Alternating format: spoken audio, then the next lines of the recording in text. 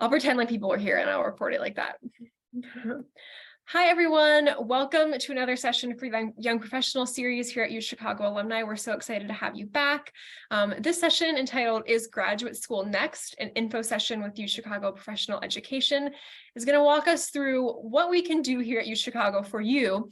If you are thinking about grad school, if you're thinking about a couple different pathways in life and you're not quite sure which way to go, I'm joined today by Angie Huang, who is the lead advisor for prospective students to the Masters of Science in Biomedical Informations, Masters of Science in Threat and Response Management, and the Graduate Student at Large programs.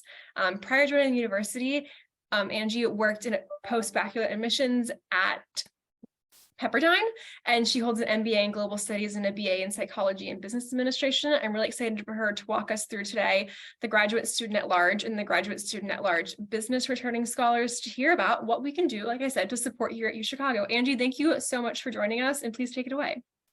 Wonderful. Thank you so much for the introduction, Natalie. Hello, and thank you so much for joining us here. I'm happy to discuss the Graduate Student at Large programs and the different designations, especially as you were considering taking 4-credit courses, but maybe you don't have an idea of which graduate degree you would like to pursue next, and or considering taking 4-credit courses at the University of Chicago so that you can upskill.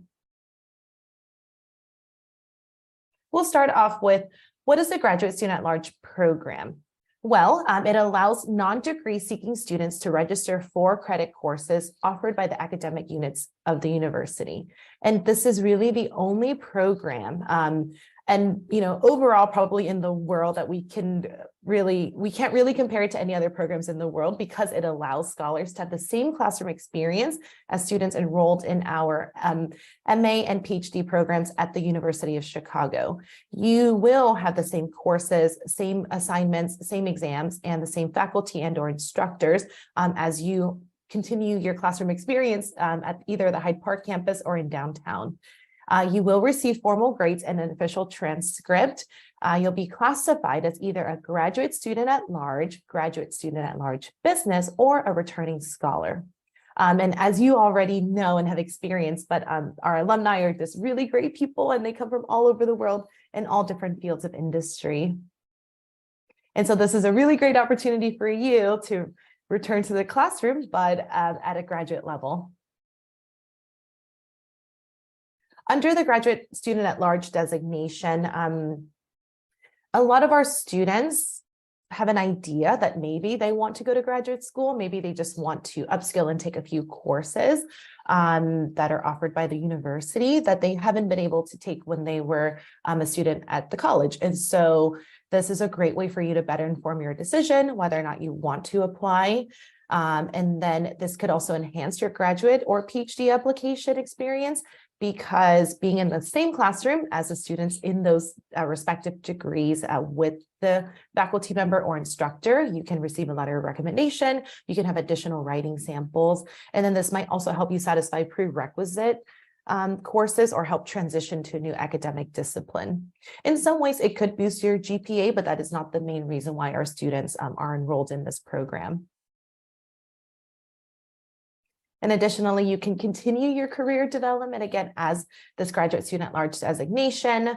And there's always this important factor of whether you would take it for your personal or professional development and for civic endeavors as well.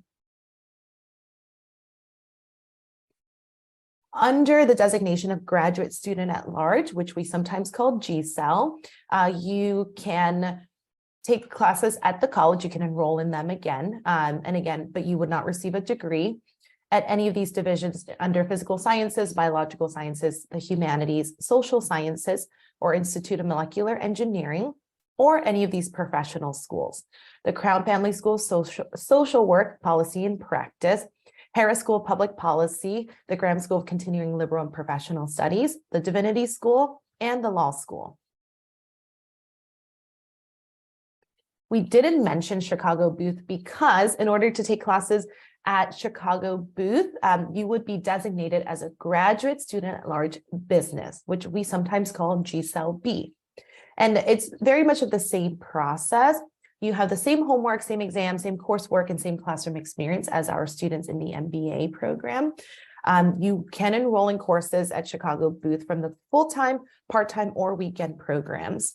And some benefits to you specifically is that you can transfer up to 3 foundational courses to the MBA if you are admitted. We recommend that you take financial accounting, microeconomics, or business statistics. You can take anywhere from 1 to 3 of those courses while applying to Booth and or still considering your application for Booth.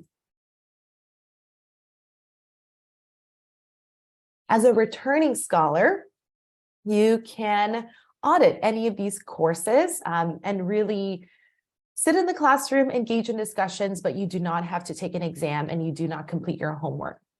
You will receive a transcript, and on your transcript, you will have an R.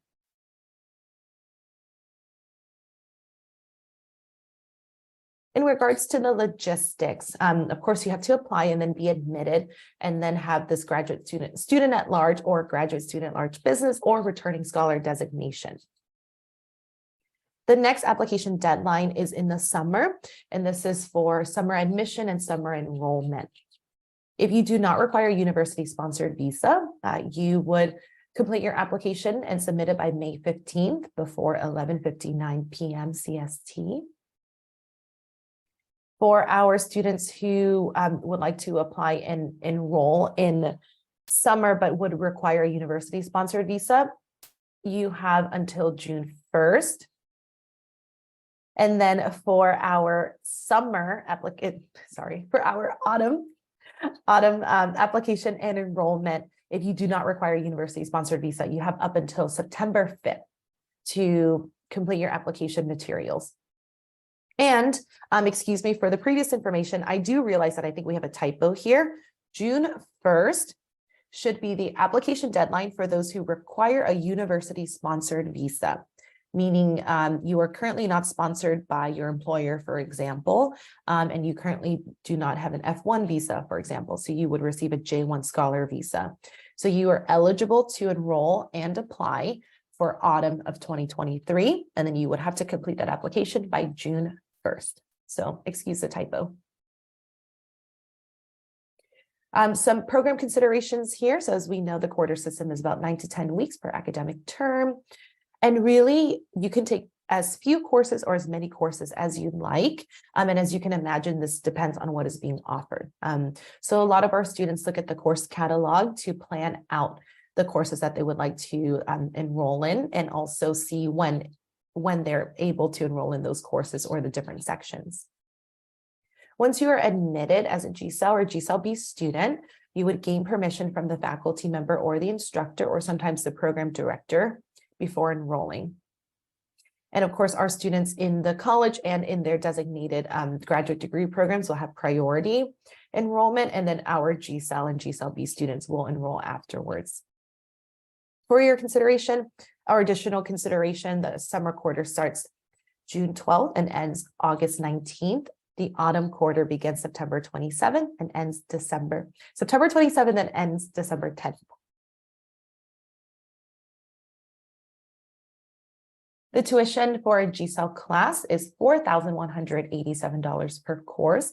As a returning scholar who is auditing, it is $2,545 per course. For GSAL-B to take courses at Chicago Booth, it is $7,784 per course.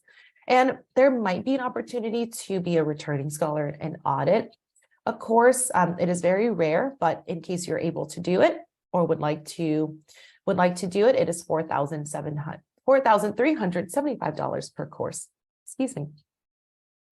In terms of student-related fees, if you cannot show equivalency for health insurance, then you would pay the student insurance fee per quarter, which is $1,522.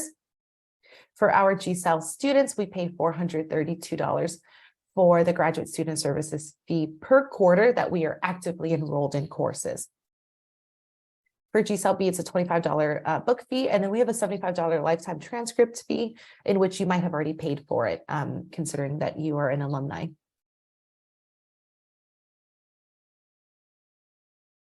In order to apply, you would have to submit, you would have to create an online application. These are the required documentation. You would need to send us your unofficial transcript from all attended colleges and universities. After you are admitted, then you can send us the official transcript. But at least for now, just send us your unofficial documents, your unofficial transcripts. Please send us your updated resume and a candidate statement, which is just between 2 to 4 pages, double spaced, to talk about your statement of motivation. You do not need to submit a GRE or GMAT score. And then after you have completed these items before the deadline, you will then have about a 20 to 30-minute interview with Esther Panian-Risky, and she's the program director. And then she will let you know on the spot whether you have been admitted, and or also provide some suggestions so that we can be more successful and be admitted in future quarters.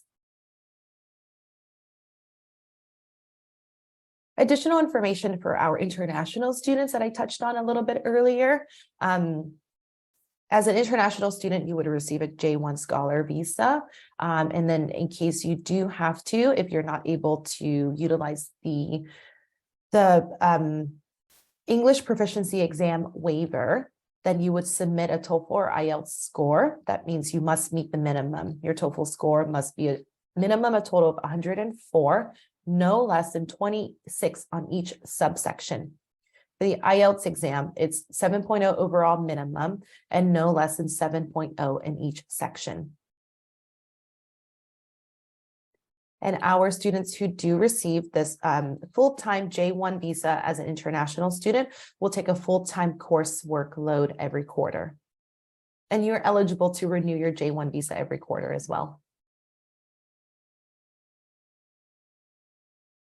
After you are admitted, you'll submit your official transcript. You'll also update your health records.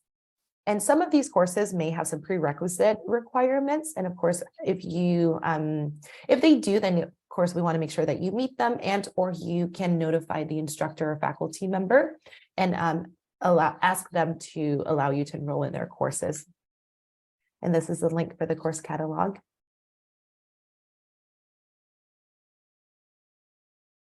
And many of us are probably already aware of these resources, but just want to reiterate that university-wide, we utilize UChicago grad, for different career events, different additional career events, such as academic workshops, career and professional development workshops, and you can meet with academic counselors. We have library privileges, athletic facilities, amenities, and then, of course, we can opt in to use student health insurance. And I can be reached at gsgsadmissions@uchicago.edu. It goes directly to me, so please feel free to let me know should you have any questions. I'm also very happy to meet with you via Zoom or phone call as well. Angie, thank you so much. There were a couple questions that I know we had before the program started that I want to get asked. I think the first one we had was just out of general interest. What areas do you see the most students come back for these topics? So what classes, what sort of tracks are the most popular? Sure. I guess this is more anecdotally, but as you can imagine, we do have a lot of students in the GSAL B track.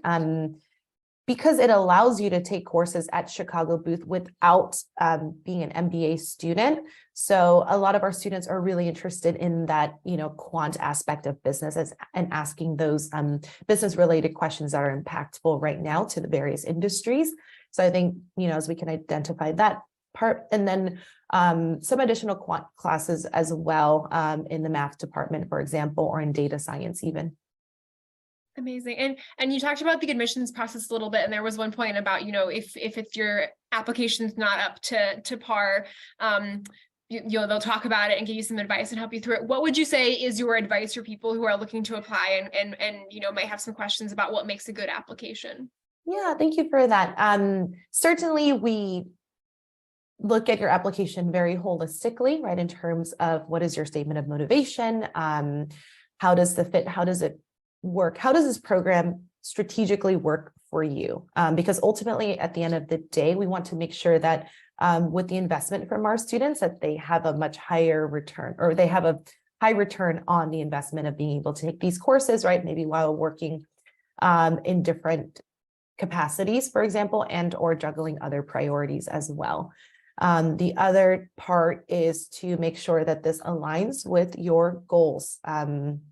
And so we want you to be as explicit as you can in your statement of motivation or your candidate statement so that we can have a better understanding of how to help you reach that goal. Amazing, amazing. Well, if no one in our audience has any questions, and there's a couple people here, if you guys have any questions, I'll wait for a moment, but if not, Angie, I want to say thank you so much for coming to talk to us today. We will be sending out all this information in the follow-up email. This recording will be on our YouTube channel so everyone can view it and reference back to anything information. Obviously, Angie shared this email address here if you have any direct questions for anyone. But thank you so much for joining us today. Thank you for everyone who's in the audience, and have a great rest of your day. Thank you so much. Thanks for having me.